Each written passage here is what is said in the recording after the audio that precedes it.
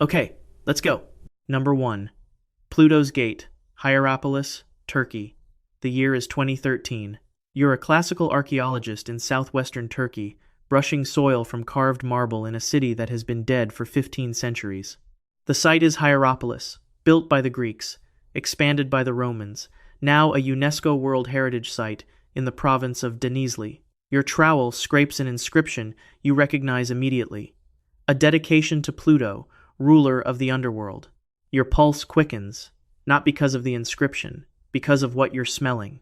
There's a faint but unmistakable odor rising from a fissure in the earth nearby, sulphurous, close, like trapped air from somewhere deep. You crouch toward the opening and your head goes light, not dramatically, subtly, just enough to make you stand back up and reconsider. Italian archaeologist Francesco D'Andrea of the University of Salento has been searching for this place for a decade. He believes the ancient Greeks and Romans were describing something real when they wrote about a gateway to the underworld at Hierapolis, a cave that vented lethal vapors, a place where priests could enter and animals could not. The ancient sources were unanimous and specific. Strabo, writing in the 1st century BC, described a vapor so dense that bulls collapsed and died at the threshold. Cassius Dio in the 3rd century AD described birds dropping mid-flight if they passed too close. Cicero mentioned it. Multiple Roman temple records referenced it. And then, sometime around the 4th or 5th century AD, the site was lost, buried, forgotten, until this afternoon. D'Andrea's team takes measurements at the fissure. Carbon dioxide is registering at 35% concentration at ground level. At standing height, the air is completely normal. 3 feet lower, it is lethal.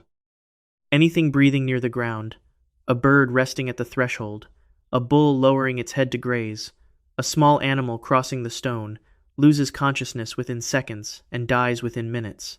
The CO2 is heavier than air. It pools. It waits. It kills with the patience of geology because that's exactly what it is, a natural volcanic vent on the fault line beneath Hierapolis. The team documents what they find at the chamber entrance. Dead beetles, dead birds, dead insects. All recent. All concentrated in a band roughly 6 inches above the ground. The ancient threshold is still performing exactly as it was described 2,000 years ago. Nothing has changed. The gas is still rising. The kills are still happening. Here's where it gets strange. The priests of Cybele who served this site were celebrated throughout the ancient world for their ability to enter the death chamber and emerge alive. Pilgrims traveled from across the Roman Empire to watch them walk into the killing fog and survive.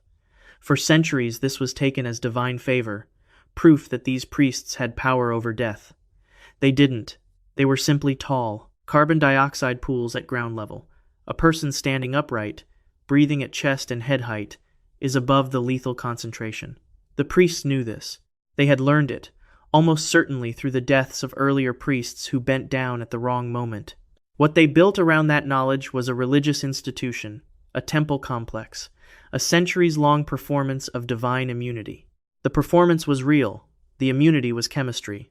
D'Andrea published his findings in 2013. The academic community confirmed the identification. The CO2 readings, the topography of the fissure, the marble inscriptions, the position relative to the temple precinct, all of it matched Strabo, Cassius Dio, and the Roman temple records with precision no one had anticipated. The ancient writers weren't mythologizing. They were documenting, accurately, for 2,000 years, waiting for a modern instrument to confirm what they already knew. Access to the cave chamber was immediately restricted after the discovery. Barriers were installed. The site is viewable, the marble columns, the worn steps pilgrims once descended, but the chamber entrance is sealed. The gate is, again, closed. What disturbs researchers most is not the chemistry or the centuries of misdirection, it's the specificity. The ancient sources knew exactly what this place did, and exactly how it did it. They described it accurately. They passed the knowledge down through copy after copy across 15 centuries, until it was waiting, patient and correct, for a modern scientist with a gas meter. They understood the chamber completely. They just didn't have a word for carbon dioxide. If they understood this, with that precision, that accuracy, that sustained knowledge across 2,000 years of transmission, what else did they document that we haven't confirmed yet? The Romans sealed the chamber and built a temple over it. They understood what they were guarding. They chose a word for it that we've been too quick to dismiss as mythology. And they're not the only ancient culture that knew when to close the door. Number 2. The Red Queen's Tomb, Palenque, Mexico. The year is 1994.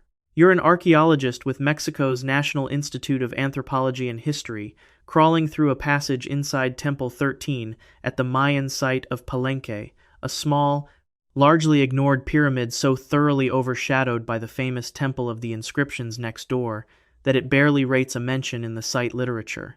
Nobody is particularly excited about Temple 13. Then you enter a chamber that no one has entered in 1,300 years, and you understand immediately that the color of everything is wrong. The walls are red. Not painted red, not decorated red, saturated, absorbed red, as if the stone itself had been soaked and never dried. The floor is red, the ceiling is red, and in the center of the chamber, inside a sealed limestone sarcophagus, is a skeleton that is red all the way through its bones. Arnolfo González Cruz, the lead archaeologist from INAH, had suspected a high-status burial inside Temple 13th based on its position adjacent to King Pakal's tomb, one of the most celebrated royal interments in the ancient world. What he found exceeded that expectation in ways no one had predicted, and in ways that still resist complete explanation. The sarcophagus contained a woman, estimated to have been between 40 and 50 years old at death.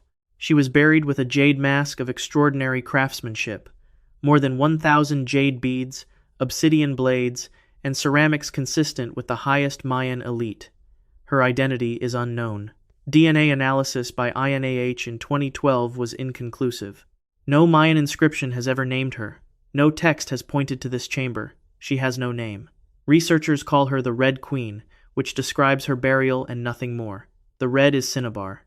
Mercury sulfide, a vivid mineral compound the Mayans used in elite burials, but never like this.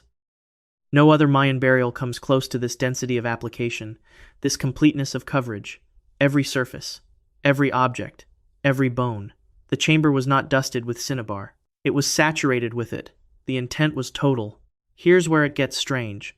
Cinnabar releases mercury vapor in enclosed spaces. Mercury vapor accumulates. The team that opened this chamber in 1994 experienced symptoms consistent with low-level mercury exposure during the excavation: headaches, dizziness, a metallic taste that persisted for days. The ancient Mayans who constructed this burial would have experienced the same symptoms during its preparation. They applied it anyway. They applied it everywhere. They sealed the chamber and left. What they may have understood, and what modern chemistry confirms, is that the toxic environment they created was also preservative. Mercury compounds inhibit bacterial growth. The organisms responsible for biological decomposition don't thrive in mercury-saturated conditions. The result, 13 centuries later, was a skeleton in a state of preservation far better than should be possible given the humidity and age. The cinnabar didn't just mark this burial as important. It protected the body from within the chemistry of the chamber itself. The innermost burial chamber of Temple 13th is now sealed to the public and restricted even to most researchers. Casual access requires special clearance from INAH. The official reasons are preservation and contamination control, mercury vapor remains in measurable concentrations, and repeated human entry would introduce moisture and disturb the equilibrium the ancient chemistry created. The gate is locked. The Red Queen is still in there, still red, still surrounded by jade, still unidentified. 30 years after her discovery, the fundamental questions remain unanswered. Who was she? The proximity to Pakal's tomb implies a blood connection: mother, wife, a woman of equivalent royal standing, but no inscription confirms it. No text in the entire Mayan corpus names a woman buried here.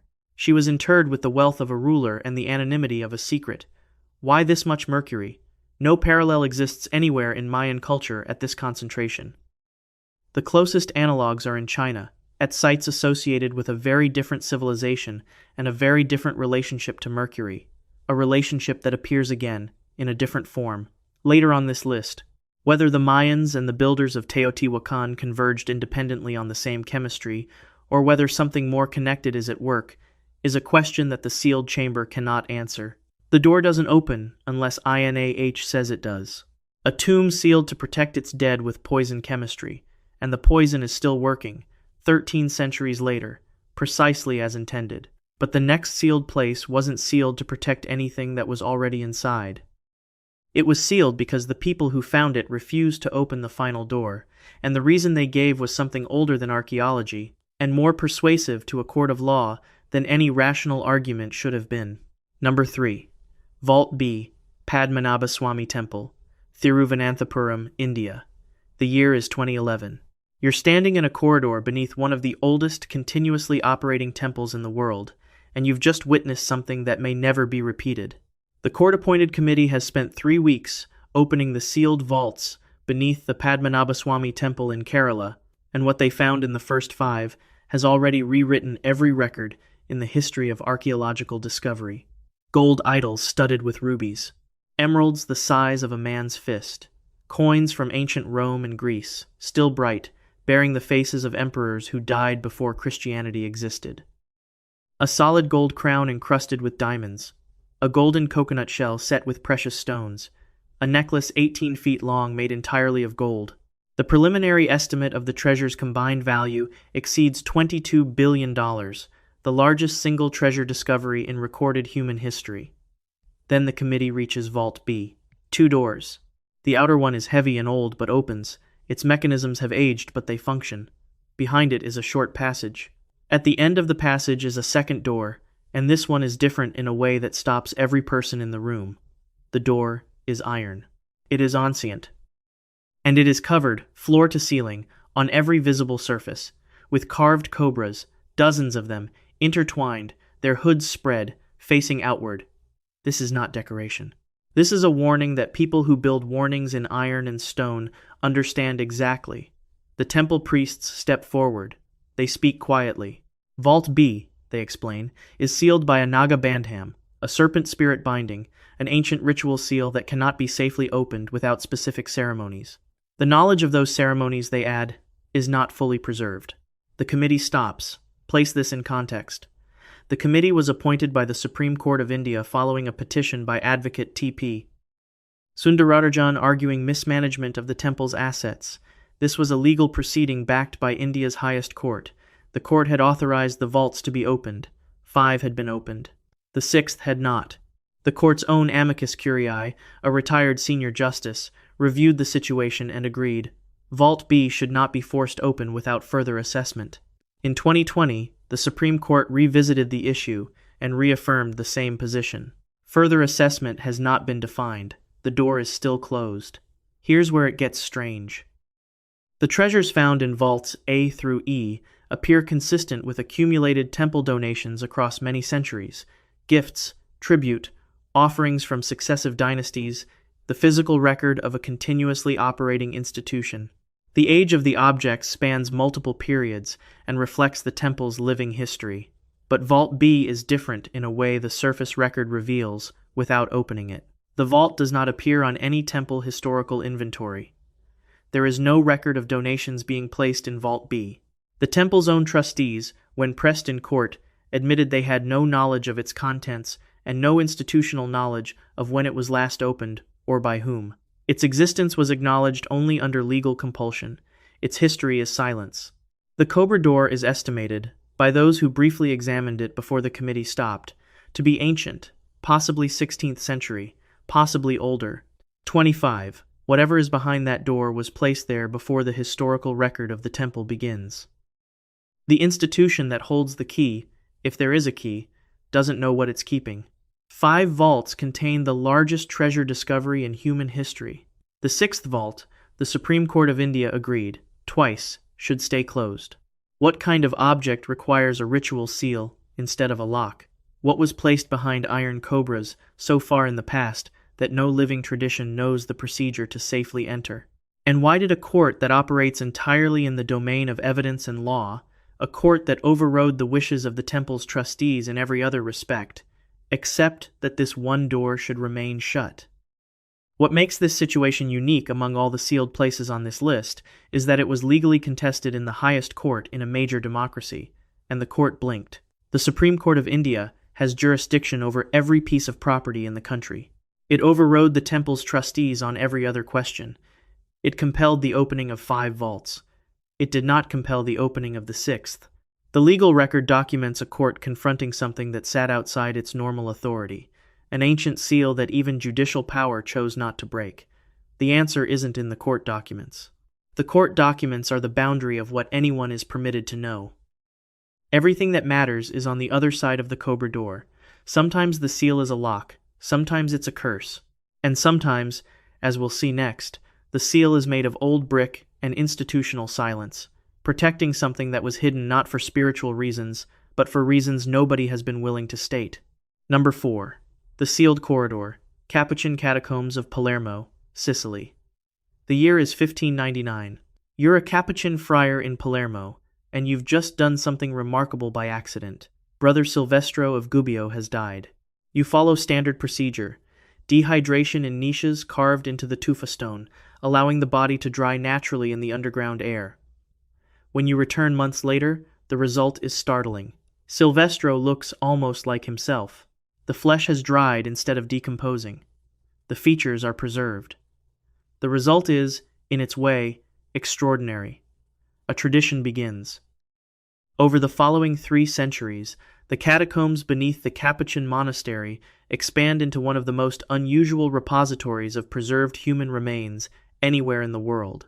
By 1920, when new burials officially cease, roughly 8,000 bodies line the walls and shelves of a 1,200-foot corridor network, monks in their robes, lawyers in their suits, soldiers in their uniforms, children in their finest clothing, all arranged as if frozen mid-pose.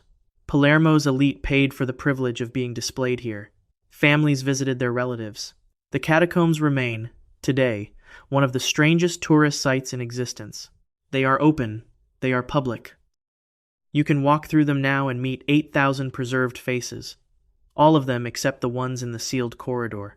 During structural restoration work in the 1990s, workers found an anomaly in the catacomb wall, a section of tufa bricked over with different material at a different period in a way that didn't match the surrounding architecture. The brickwork was added later. Someone had deliberately sealed off a section from the rest.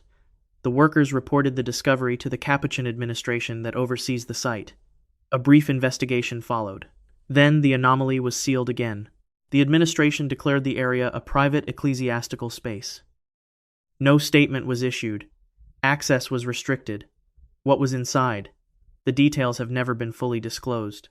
Researchers who were adjacent to the initial investigation have described, carefully and in general terms, finding human remains that differed from the standard catacomb burials in 2 specific ways. First, the preservation. Some remains appeared to have been treated by a method distinct from the natural Capuchin dehydration process, not better or worse, but different, consistent with either a chemical process or a technique with no known parallel in Capuchin practice. Second, the positioning. The arrangement of some remains was described as intentional in a way that exceeded practical storage. The bodies had been placed with a deliberateness that the standard catacomb burials, practical, arranged, but not elaborate, don't typically exhibit. Here's what that implies. The sealed corridor contains burials that predate the Capuchin tradition at this location, or that were conducted entirely outside of it. The tufa beneath the monastery is ancient. Palermo has been continuously inhabited since at least the 8th century BC. Phoenicians, Carthaginians, Romans, Byzantines, Arabs, Normans, Spanish Habsburgs, each civilization left something in the ground. The sealed corridor may be the physical residue of one of those earlier presences, encountered by the friars and sealed back into the earth rather than examined or disclosed. The Restoration Documentation Project produced detailed records of the main catacomb network. The sealed section appears nowhere in those records. It doesn't exist, officially. A corridor that workers physically entered and examined and then sealed again is listed nowhere in the official documentation of the site it was found inside. Think about what that means against the institution's own logic. The Capuchin catacombs are premised on openness. The visibility is the point. The tradition celebrates preservation, makes the dead accessible to the living, keeps 8,000 faces on public display as comfort and reminder. Against that complete openness, the decision to reseal one corridor, issue no statement, and refuse all researcher access is an outlier so severe it has no parallel anywhere else in the institution's history. A church that displays 8,000 bodies on its walls decided one corridor was too private to show. What's in there that 8,000 publicly displayed corpses didn't require hiding? What burial method is represented in that sealed section that predates 1599 by an unknown number of centuries? What civilization left remains in that tufa that the Capuchins encountered, briefly examined, and chose to put back behind a wall? The most open burial site in Europe has a room it won't acknowledge. Sometimes the seal protects the institution, but sometimes the institution is sealed specifically because of what the place itself was doing, long before anyone arrived to build over it. Number 5. The tunnel beneath Teotihuacan, Mexico. The year is 2003. You're a security guard at Teotihuacan, and it has just rained very hard. You're checking the grounds near the Pyramid of the Feathered Serpent, the third largest pyramid at the site, at the end of the Avenue of the Dead, when the earth opens. Not catastrophically, quietly. A section of ground subsides, revealing a hole roughly 12 inches across. You lean over it. The smell that rises is unlike anything in the dry, dusty air above. Something down there is old in a way that dry ground isn't. Something has been sealed. You report it. A camera is lowered on a cable. The image comes back grainy and dim, but it stops the archaeologists who gather to look. The walls of the tunnel below are covered in pyrite, iron sulfide, applied so densely and deliberately that they would have functioned as mirrors. In torchlight, underground, anyone standing in this tunnel would have seen their own reflected image multiplied in every direction, surrounded by themselves inside the earth. The tunnel was built to simulate the cosmos from the inside. Teotihuacan was one of the largest cities in the ancient world. At its peak, around 450 AD, it housed between 100,000 and 125,000 people, larger than any contemporary European city. Here's the thing that doesn't get said enough about this place. The civilization that built it is unknown, not poorly documented, unknown. They built the third largest pyramid on Earth. They designed a city on a grid, so precise modern surveyors still reference its alignments. They sustained a complex society for 6 centuries, and they left no deciphered writing, no identified rulers, no verified origin story. We have their buildings. We don't have their name. The tunnel beneath the Pyramid of the Feathered Serpent runs 340 feet from the pyramid's entrance to a central point, ending in 3 chambers. It was sealed around 200 AD, 1,800 years before the rain cracked the earth above it. Sergio Gomez of Aina led the excavation that followed. 6 years of careful work, 50,000 artifacts. The inventory reads like a ritual preparation for something that never arrived. Rubber balls used in ceremonial Mesoamerican ball games, hundreds of jade figurines, obsidian blades, pyrite mirrors, wooden boxes, big cat bones, jaguar and puma, carved shells, seeds. The objects were arranged, not scattered. Someone followed a specific logic of placement, a cosmological map in 3 dimensions, built underground and sealed at the end of a shaft of mirrors. Here's where it gets strange. There was also mercury. Large quantities of liquid mercury pooled in the tunnel's chambers. The amount hasn't been precisely published, but excavation team descriptions reference an extraordinary volume, far beyond any ritual use as pigment. Liquid mercury at an archaeological site is vanishingly rare anywhere in the world. Trace amounts have appeared at Quirigua in Guatemala, possible traces at 1 or 2 other Mesoamerican sites. Nothing approaching what Gomez found at Teotihuacan. There are no mercury deposits anywhere near the site. Every drop of that mercury was imported, quarried or extracted from a distant source, transported to this location, poured into a sealed tunnel beneath a pyramid, and left there for 1,800 years. The procurement alone represented a major expenditure of resources. Someone considered it essential. What mercury does in an underground chamber, beyond its visual effect, a reflective surface that would have produced staggering results alongside pyrite walls in torchlight, is a question researchers are still working through. The association between mercury and the underworld, between mercury and preservation, appears across multiple ancient cultures with no documented contact. Chinese emperors were buried with mercury rivers. Mayan elite were interred in cinnabar. Teotihuacan's builders used liquid mercury in their most important ritual space. Whether this represents independent convergence on the same chemistry or something more connected is unanswered. The innermost chamber, the farthest point from the entrance, has been entered only briefly. It requires special clearance. Access is sealed, while analysis continues. The official reason is preservation. The artifacts are fragile, the mercury creates an unusual environment, the work is not finished. No tomb has been found. That detail needs to sit for a moment. The tunnel was built for someone. The scale of the construction, the quality of the artifacts, the liquid mercury, the pyrite mirrors, all of this says, a specific person of supreme importance was supposed to end up here. But no body has been found in any of the three chambers. The preparation exists without its intended subject. They built an elaborate cosmological chamber beneath a pyramid, filled it with mercury and jade and carved shells, sealed it, and the person it was built for was never placed inside. Who was this built for? Where did that person go? What happened between the tunnel's construction and its sealing, around 200 AD, a gap of perhaps a century that changed the plan? And why, specifically, mercury? Why that much of it, transported from that far away, placed in a space that was sealed the moment construction finished? The three chambers at the tunnel's end were arranged in a cruciform pattern, a cross, underground, at the exact center point of the pyramid above. The layout matches cosmological symbolism that appears across multiple ancient cultures, a central axis connecting the worlds above and below, with arms extending outward in the four cardinal directions. Whether the builders of Teotihuacan shared this symbolism independently or drew on a common older source is unknown, but the geometry is deliberate. The tunnel ends where the pyramid begins, where the above-ground and underground worlds intersect. Whatever was supposed to occupy the center of that intersection was never placed there. A tunnel built as a tomb, filled with everything a tomb requires, containing no body. That absence is the loudest thing in 50,000 artifacts. Number 6. The chamber beneath the foundation stone, Temple Mount, Jerusalem. You're standing on the most contested square mile of Earth on the planet. The sun is rising over the dome of the rock, the gold catching it first.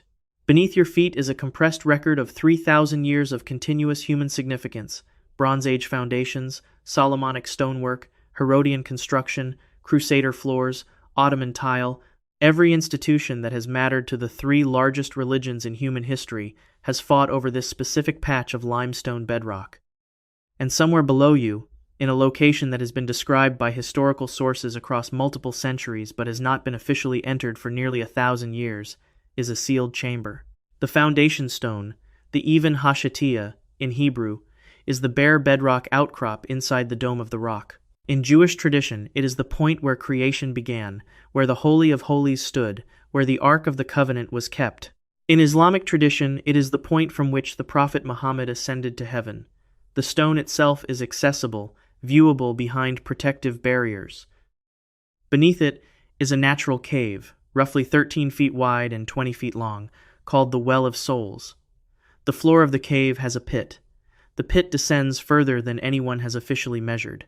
Medieval sources from the Crusader period describe what was found when 12th century Europeans controlled this site. Several accounts reference a sealed chamber of considerable age below or adjacent to the foundation stone, ancient even to 12th century observers. A Knight Templar record describes a chamber of great age below the stone. This account is disputed in mainstream scholarship. What is not disputed is what happened next. The Islamic Waqf has controlled access to the Temple Mount since 1967. In the nearly 6 decades since, it has refused every request for archaeological excavation, every seismic survey, and every ground-penetrating radar imaging of the substructure beneath the mount. The refusal is total. It applies to every institution that has formally applied. The Israeli Antiquities Authority, international academic bodies, all refused. Here's where it gets specifically, carefully strange. The objection to excavation is understandable. Excavation is destructive. The political consequences of any perceived violation of the Temple Mount are incalculable. That argument holds. But the refusal extends to non-invasive surveys, ground-penetrating radar, seismic reflection arrays, technologies used routinely beneath city streets, beneath historic churches, beneath cemeteries all over the world, to map what's underground without moving a single stone. You don't need to dig. You just need to send a signal into the ground and record what reflects back. The WACF will not permit even that. Refusing excavation means you don't want the site disturbed. Refusing a radar scan means you don't want the site mapped. Those are different decisions with different implications. If you refuse a map, the most direct interpretation is that you already know what the map would show, and you've decided it should not exist on paper. In 1999, the WACF conducted its own excavation beneath the southeastern corner of the Temple Mount to construct an underground mosque, now known as the Marwani Mosque. The project removed thousands of tons of earth from an area archaeologically undisturbed for centuries. That material, containing pottery, architectural fragments, coins, and inscribed stones, was dumped in the Kidron Valley without documentation, without photographs, without cataloging, without any of the standard practices that define archaeological work anywhere else on Earth. Israeli archaeologist Gabi Barkai organized a salvage sifting operation for the dumped material. The Temple Mount Sifting Project, working through the fill over subsequent years, documented artifacts spanning 3,000 years of continuous occupation. Pottery from the 8th century BC, fragments from the 1st and 2nd Temple periods. Objects that had survived undisturbed for 2,800 years were destroyed in 48 hours of excavation and dumped in a valley. The WACF excavated an area it had spent decades refusing to allow anyone else to touch. It did not document what it found. It dumped the evidence. No publication of findings was ever issued. What were they looking for? What did they find? And why was that specific location worth destroying, worth the political risk of conducting an unsanctioned excavation, when the stated position for decades had been that no excavation should occur? There is a chamber beneath the foundation stone. Multiple historical sources from multiple periods describe it with enough consistency to treat it as real. It has not been officially entered since the Crusades. It has not been mapped by any technology in the modern era. The institution controlling access refuses even the radar. The institution controlling access also conducted its own dig in an adjacent area, destroyed the material without documentation, and issued no findings. 3 major world religions intersect at this point in the earth, and not one of them will allow anyone to look at what's inside it. One of them made sure that some of the evidence can never be recovered at all. Number 7. The tomb of Qin Shi Huang, Xi'an, China. The year is 210 BC. You are one of the 700,000 people who built this tomb. You have spent years underground. You know what is inside because you helped construct it. The underground palace with its ceiling painted to represent the night sky. The channels engineered to carry flowing liquid mercury in the shapes of the Yangtze and Yellow rivers. The automatic crossbow mechanisms installed at every corridor entrance, cocked and aimed to kill anything that passes after the seal is set. You know the geography of this place completely. That is why, when the emperor dies and the outer passages are sealed, many of the craftsmen who built the interior mechanisms are sealed inside with it, alive. They know too much to be permitted to leave. The last thing you hear is the outer stone being moved into position. 2,200 years pass. In the spring of 1974, 2 farmers near the city of Xi'an are drilling a well. Their drill hits something hard at a depth that shouldn't have hard objects. They dig down to investigate and find a terracotta head looking back at them from the earth, life-sized, detailed, painted, ancient. They have found the outer perimeter of the army. The terracotta army is one of the most extraordinary discoveries in human history. More than 8,000 life-size clay soldiers, 130 chariots, 520 horses, every soldier individually distinct, individually faced, arranged in precise military formation across 3 underground pits. This was not symbolic mass production. This was a full-scale replica of a real army, made individually and in detail for the afterlife of a single man. But the terracotta army is not the tomb. The tomb is the mound. A man-made hill, roughly 249 feet tall and nearly a mile in circumference, sits at the center of the entire complex, surrounded by its clay army. It has looked like a natural hill for 2,200 years. Nothing has been excavated inside it. The surface hasn't been broken. Sima Qian was China's greatest ancient historian, writing roughly a century after the emperor's death. He described the tomb's interior with a specificity that would have seemed like legend. Rivers of flowing mercury, a star field on the ceiling, triggered crossbow mechanisms, the entire wealth of the empire in miniature, if modern technology hadn't started confirming it piece by piece. Soil analysis around the burial mound found mercury concentrations 100 times higher than in the surrounding natural earth. The distribution follows a pattern consistent with engineered channels, not uniform, not random, organized along lines that match the geography of a miniature empire with flowing rivers. Exactly where Sima Qian said the rivers would be. The mercury is there. The historian was right. Geophysical surveys using resistivity tomography, measuring electrical resistance variations to reveal subsurface structures without excavation, have produced images of underground chambers and corridors consistent with a multi-room palace complex. The structure appears intact. After 2,200 years, the underground palace is standing. Here's what doesn't fit the official explanation. The Chinese government's stated reason for not excavating is preservation. When the terracotta army was first uncovered in 1974, the painted surfaces, bright pigments, that had survived 22 centuries underground, began fading within minutes of air exposure. The preservation technology wasn't ready. That concern is real, and it was well-founded. But preservation technology has transformed since 1974. Materials science, conservation chemistry, atmospheric control in excavation environments, all of it has advanced enormously. Other Chinese imperial tombs have been opened and preserved. The Han Dynasty tombs at Mawangdui, the Tang Imperial Complex at Qianling. Multiple major sites have been excavated with modern techniques. This site specifically has not. The refusal has outlasted every generation of technology that could have been used to justify it. They confirmed the mercury. They confirmed the intact underground palace.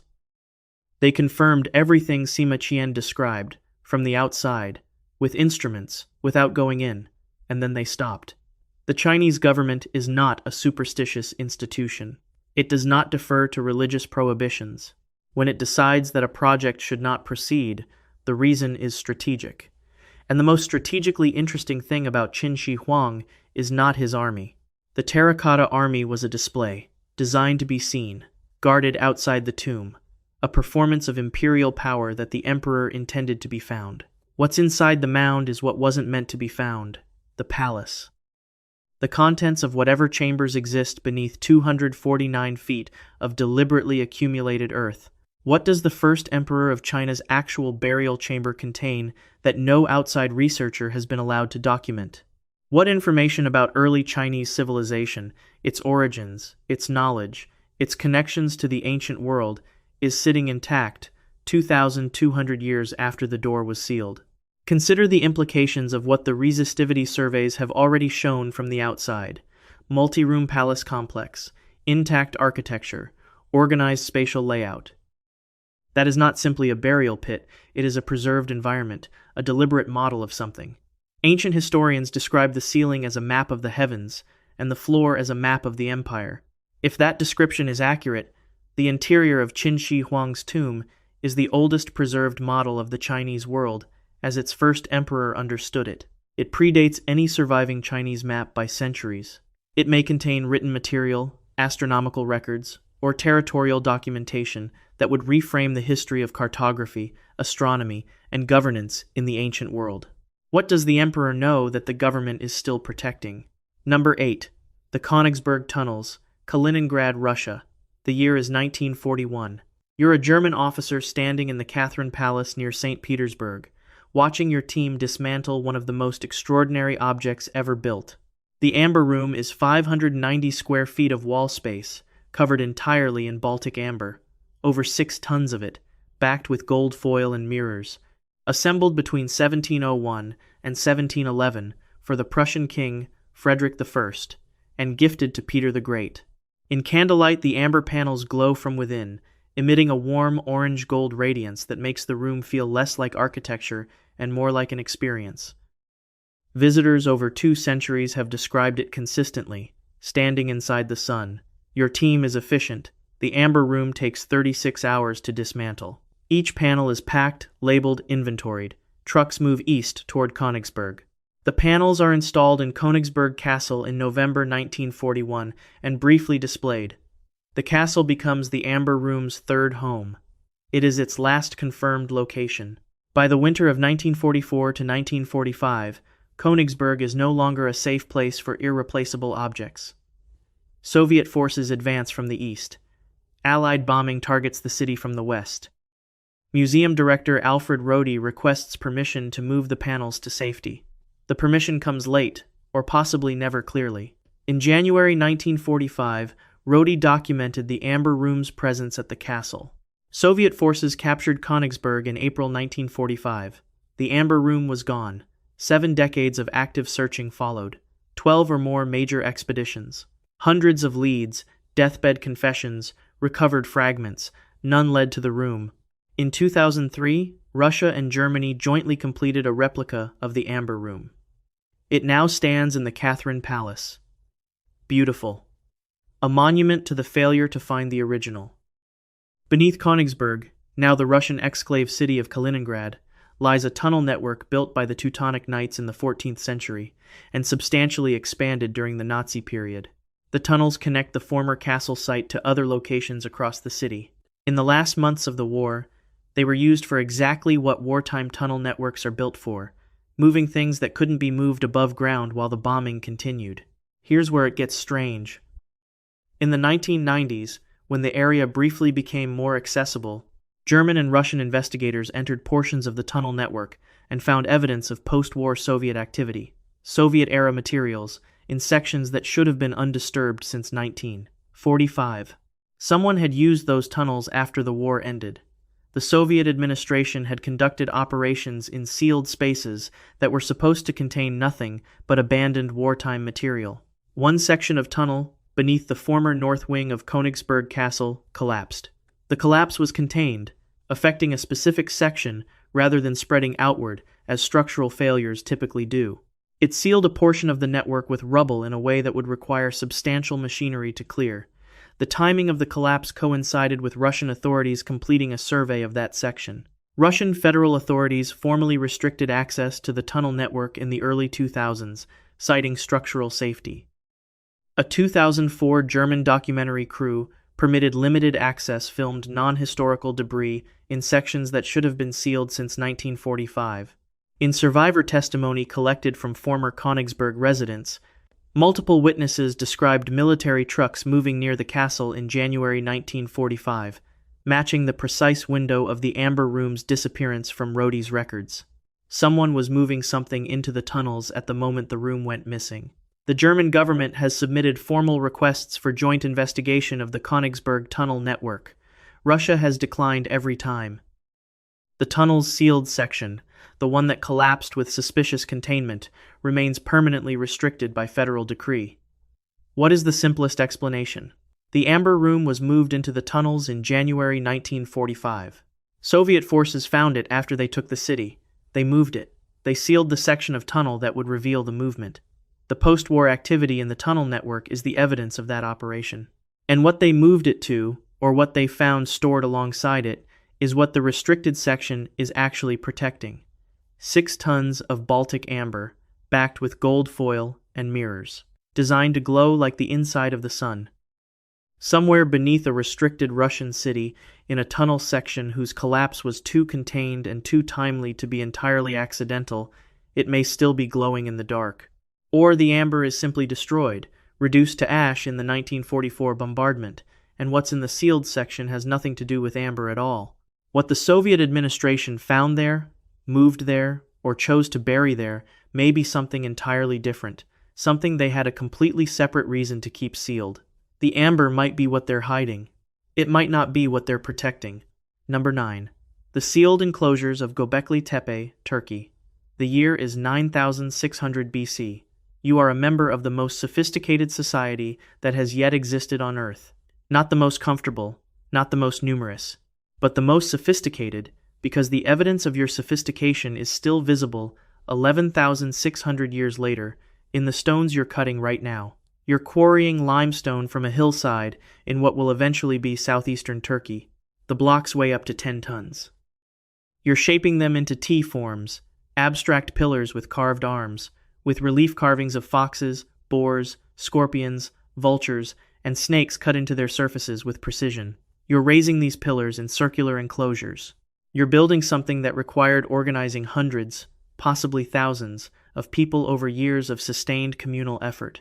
A shared symbolic vocabulary, expressed in stone, at a scale that no civilization on Earth at this moment is producing anywhere else. When you're finished, you're going to bury it. Gobekli Tepe sits on a hilltop in the Urfa region of southeastern Turkey. In 1963, an American archaeologist surveyed the site and noted limestone slabs protruding from the earth.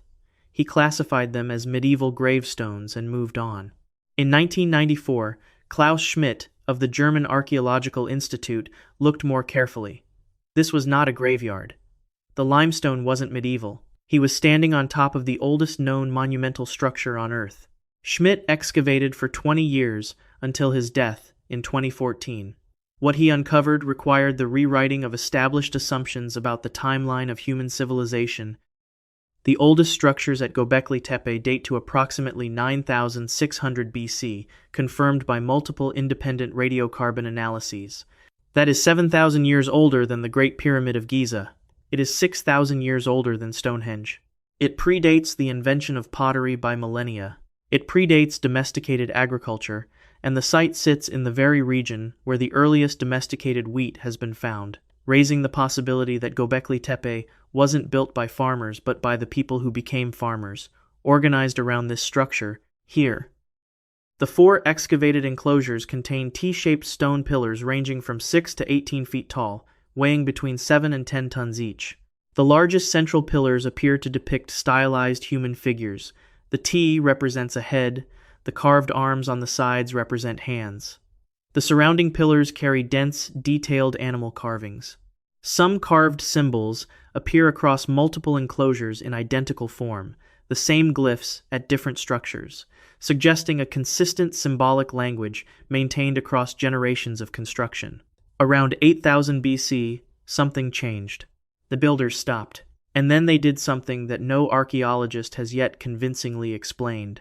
They filled the enclosures systematically, with earth, with animal bones, with debris, and buried everything they had built.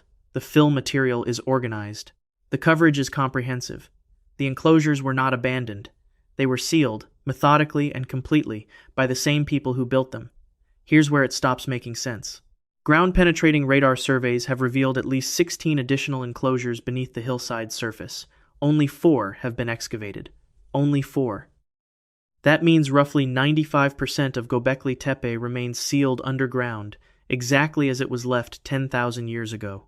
And among those sealed structures, the radar profile shows at least 1 enclosure, significantly larger than any that has been excavated, with internal pillar arrangements that appear to differ from the known pattern. The largest structure on the site has never been entered. It is the most sealed thing on a site full of sealed things. After Schmidt's death, Turkish administrative control of Gobekli Tepe increased significantly. The site was listed as UNESCO World Heritage in 2018, which brought visibility but also centralized oversight. Access for international researchers has become more complex. Specific excavation areas are restricted while others remain open. The large sealed structure has not been scheduled for excavation. The deliberate burial is the question that deepens with every year of study. These were not people who lacked the capacity to maintain what they built. The construction of Gobekli Tepe required sustained organization across at least 1,500 years of active use. They chose to end it. They chose to fill it. There is no evidence of crisis, no destruction layer, no ash, no indicators of the kind of disruption that forces abandonment. The sealing was a decision, made from a position of capability, carried out calmly and completely. What were they sealing it from? Or, what were they sealing it for? What condition were they preserving it against? What return did they anticipate? What did they want to survive intact beneath the earth for whoever came next? 95% underground, the largest structure still waiting. A civilization that built something extraordinary and then chose to put it underground, not because they had to, but because they decided to. The carved symbols at Gobekli Tepe add another layer. The animal reliefs, the foxes, vultures, scorpions, snakes, appear in specific combinations that repeat across different enclosures. Some researchers, including those working on the Tepe telegrams project at the German Archaeological Institute, have proposed that these combinations function as a proto-writing system, a symbolic vocabulary that conveyed consistent meaning across the construction period. If that interpretation is correct, these sealed enclosures don't just contain architecture, they contain language. The oldest written language in the world may be carved into stones buried 10,000 years ago, in a pattern that no one has yet fully decoded, in 95% of a site that no one has yet opened. The question isn't who built Gobekli Tepe.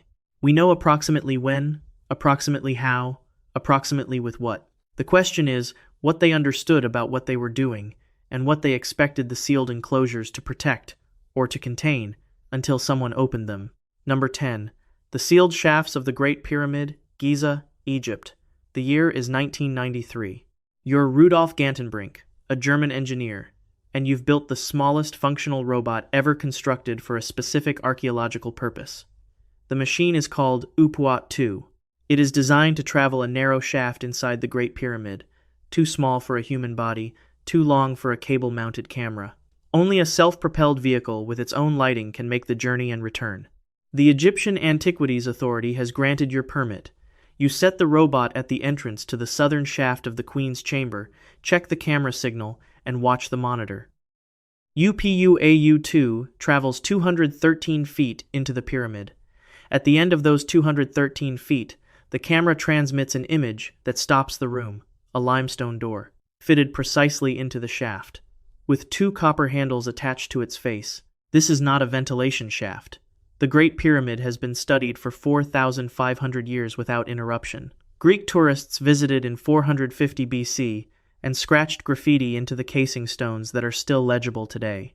Roman engineers calculated its proportions. Arab mathematicians analyzed its geometry. Modern archaeologists have mapped every accessible surface.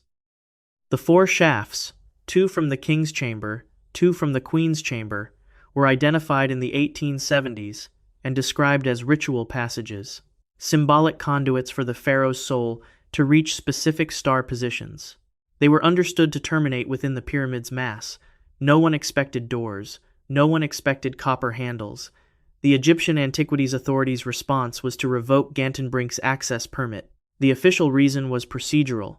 He had conducted research without proper advance notification of findings. He had found something unprecedented inside the most studied structure in the world. His permit was cancelled before a follow-up expedition could be organized. 9 years passed. In 2002, the Pyramid Rover Project, National Geographic, and iRobot returned to the southern shaft. The expedition was televised live to a global audience.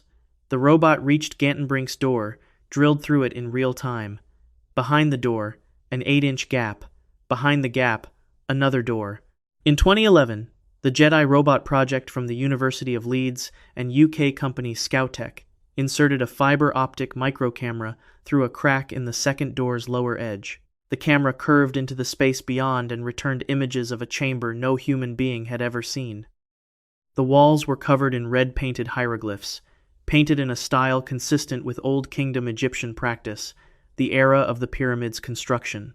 Those hieroglyphs had been in that chamber for 4,500 years, waiting in the dark, painted on stone behind 2 successive doors and 213 feet of sealed shaft. The Jedi Project's analysis was halted mid-process. Egypt's 2011 revolution disrupted all international archaeological projects operating at major sites. The authority suspended them. That reason is real. Egypt, in 2011, was not a stable environment for ongoing research. The projects were never officially resumed. The hieroglyphs have not been fully translated or published. The second door has not been opened. The chamber behind it has not been entered by a human being. The Northern Queen's Chamber shaft has its own door. Identified in 2002, not opened. The copper handles on Gantenbrink's original door deserve a moment. Copper was not a routine material in ancient Egypt. It was valuable, associated with specific high-status applications, used deliberately. The choice to attach copper handles to a limestone door inside a shaft sealed within the world's most famous monument was a specific decision made by specific people for a specific reason. What is on the other side of a door with copper handles? inside a pyramid that has been studied continuously for 4,500 years without anyone finding it. 2 sealed chambers. Inside the most examined structure in human history. Mapped from outside, partially photographed by fiber optic camera, their hieroglyphs glimpsed but not read, not entered, not opened. The people who built this pyramid decided what goes in these chambers and then closed the doors. Every civilization that has stood at its base and looked up since, every Greek tourist, every medieval mathematician, every modern archaeologist, has left the doors closed. The oldest sealed place on this list is underground in Turkey, buried by the people who built it 11,600 years ago. The most famous is inside a stone mountain in Egypt, sealed 4,500 years ago by people who painted words on a wall no one would read for millennia. From Hierapolis to Palenque, from Kerala to Palermo, from Teotihuacan to Jerusalem, from Xi'an to Kaliningrad to Gobekli Tepe, the same instinct repeats. Someone knew something. Someone decided it should stay sealed. And in most cases, the seal has held. Not because the technology to open these places doesn't exist, because something keeps stopping us at the door. These 10 places were sealed for different reasons, across different cultures, across thousands of years of human history. The carbon dioxide gate, and the mercury tunnel, and the cobra door, and the restricted tunnels, and the radar refusal, and the deliberately buried enclosures, and the closed shafts, they're not the same story. But they're the same question. What did the people who sealed these places know that we're still deciding whether we're ready to hear? If you want to keep finding out, subscribe, leave a comment with which of these places you'd open first, and tell us where you're watching from.